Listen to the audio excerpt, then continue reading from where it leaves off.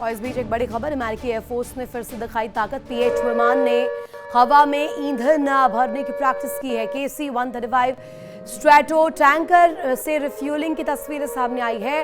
Hormuz की नाकेबंदी के दौरान निगरानी विमान कर रखा था, ये बड़ी जानकारी मिल रही है। KC-135 स्ट्रैटो टैंकर जो कि रिफ्यूलिंग के दौरान, जिसकी तस्वीर सामने आई, हॉर्मूज की नाकेबंदी के दौरान निगरानी कर रहा था। बाकायदे यहाँ पर पूरी तरीके से नजर रखी जा रही थी इस विमान पर, और इसी को लेकर एक तस्वीर सामने आई। अमेरिकी एयरफोर्स ने फिर से ताकत यहाँ पर दिखाई। P-8 विमान में हवा में ईंधन भरने की प्रैक्टिस की गई है। KC-135 स्ट्रैटो टैंकर की रिफ्यूलिंग की तस्वीर सामने। एक और बड़ी खबर इस बीच आपको बता दें, हॉर्मूज स्ट्रेट से एक बार फिर से जहाज में ब्लास्ट की खबर सामने आई है, और United kingdom maritime trade operations का दावा इस बीच भी सामने आया। ओमान में कुम्जार के करीब जहाज में धमाके की खबर है।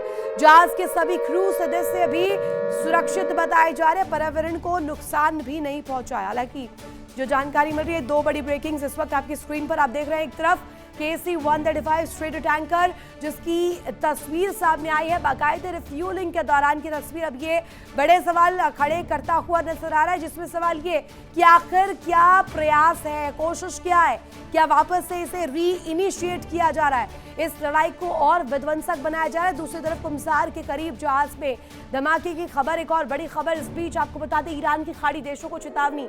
पश्चिमी मीडिया के हवाले से बड़ी खबर, खाड़ी में ऊर्जा से जुड़े बुनियादी ढांचे पर हमले की धमकी दी गई है।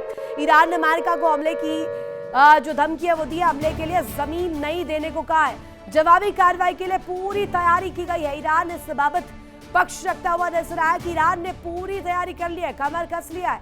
अमेरिका को दो टूक जवाब देने के लिए हर वो प्रयास अमेरिका के लिए ईरान करने वाला है, और पूरी तैयारी भी कर ली गई है। जवाबी हमलों के लिए वो पूरी प्रैक्टिस, वो पूरी सैन्य मौजूदगी उसे इंश्योर किया गया है। बुनियादी ढांचों पर हमले की धमकी, खाड़ी क्षेत्र में खासतौर पर उन स्टेशंस पर जहां पर अमेरिका ने अपने ठिकाने बनाए हुए हैं। ईरान ने अमेरिका को हमले के लिए जमीन नहीं देने को कहा है, और स्पष्ट रूप में यह रुख दिखाता है कि आखिर क्या खाड़ी में अब जलजला आने वाला है। खाड़ी में एक बार फिर से जंग के बादल गहराते जा रहे हैं। अमेरिकी राष्ट्रपति ट्रंप लगातार ईरान पर दबाव बना रहे हैं। वहीं ईरान ने एक बार फिर से अमेरिका के साथ ही उसके सहयोगी देशों को चेतावनी जारी की है, जिसके बाद अमेरिका और खाड़ी देशों की टेंशन बढ़ गई है। क्या टेंशन है खाड़ी देशों की, दिखाते खास रिपोर्ट में।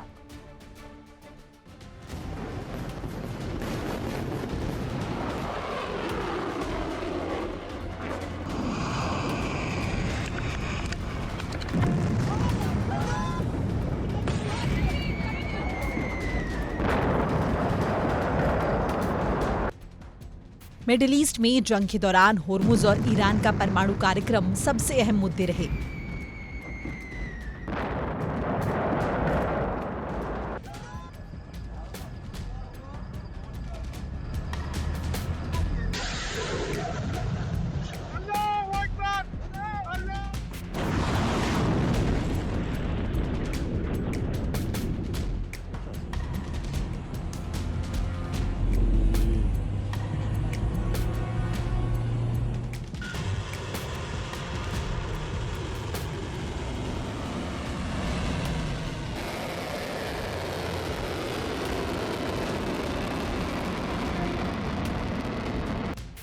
ईरान ने होर्मुज पर ऐसा कब्जा जमाया कि वो उसे छोड़ने को तैयार ही नहीं है। वो किसी भी परिस्थिति में जहाजों से पैसे वसूलने की योजना पर काम कर रहा है, या यूं कह ले कि वो इस इंटरनेशनल शिपिंग रूट से अपने लिए कमाई के जुगाड़ में जुटा है।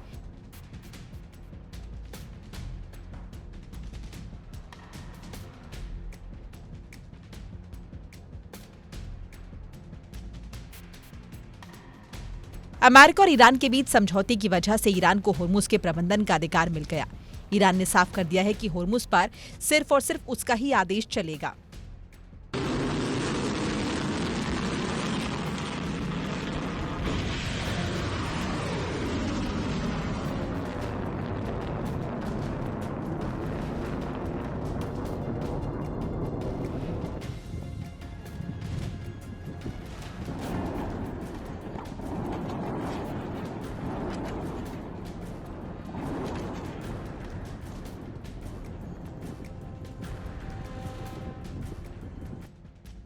उसने जहाजों को अपने बताए रास्ते से गुजरने को मजबूर किया। आदेश नहीं मानने वाले जहाजों पर हमले तक किए।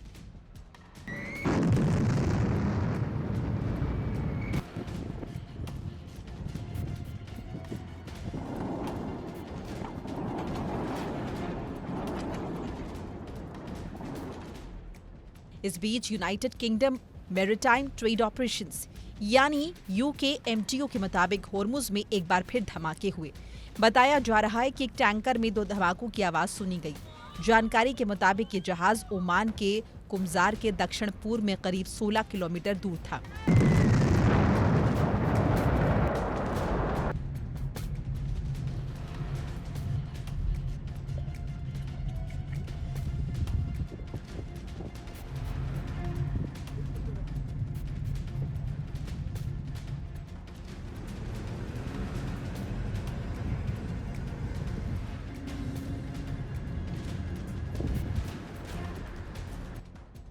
इस बीच अमेरिका के सुर ईरान के प्रति नरम पड़ते दिख रहे हैं। अमेरिका ने IRGC को बड़ी राहत दी। IRGC से जुड़ी एयरलाइंस और 2 विमानों पर से पाबंदियां हटा ली गई हैं।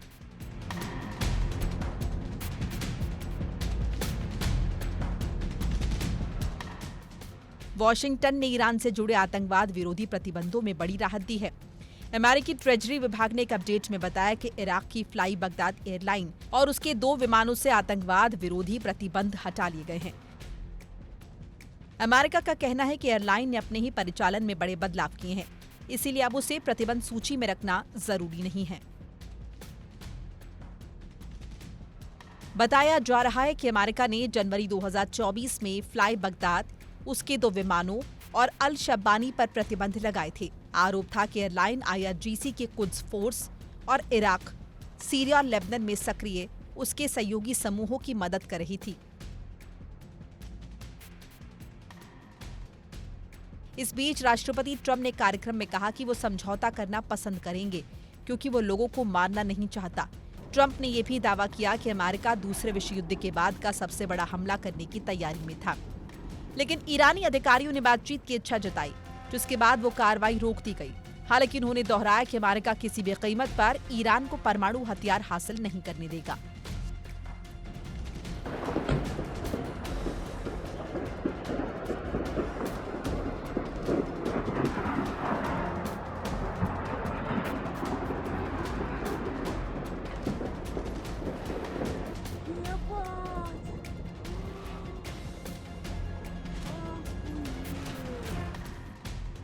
इस बीच ईरान ने एक बार फिर अमेरिका और उसके सहयोगी देशों के लिए चेतावनी जारी की है। ईरान ने खाड़ी देशों को साफ संदेश दिया है कि अगर अमेरिका ने फिर हमला किया तो पूरे खाड़ी क्षेत्र के तेल और ऊर्जा ठिकाने निशाने पर होंगे।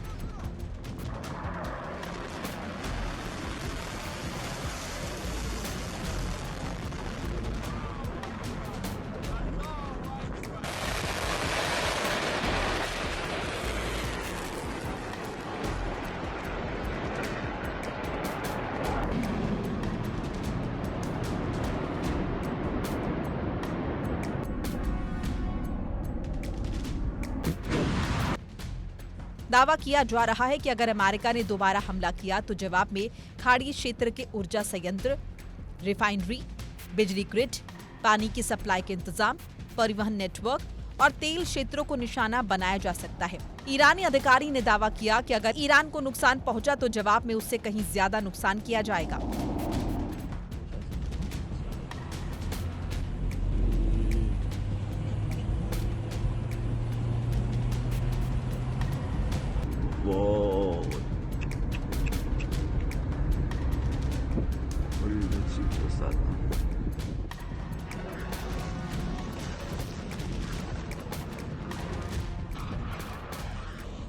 उधर खबर है कि ईरान ओमान के साथ एक ऐसी डील करने जा रहा है जिससे हॉर्मुज स्ट्रेट से गुजरने वाले जहाजों पर ईरान का नियंत्रण बढ़ सकता है। रिपोर्ट के मुताबिक युद्ध से पहले समुद्री मार्ग से सभी जहाज बिना किसी शुल्क के गुजरते थे और अब अगर प्रस्ताव लागू होता है तो क्षेत्रीय शक्ति संतुलन में ईरान के पक्ष में बड़ा बदलाव माना जाएगा। ईरान ने बातचीत में महत्वपूर्ण प्रगति होने का दावा किया है और कहा है कि आने जाने वाली जहाज ईरानी जल क्षेत्र से गुजरेंगे।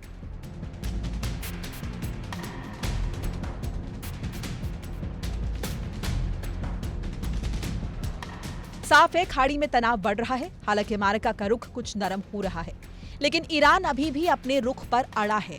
ऐसे में क्या विवाद सुलझ पाएगा?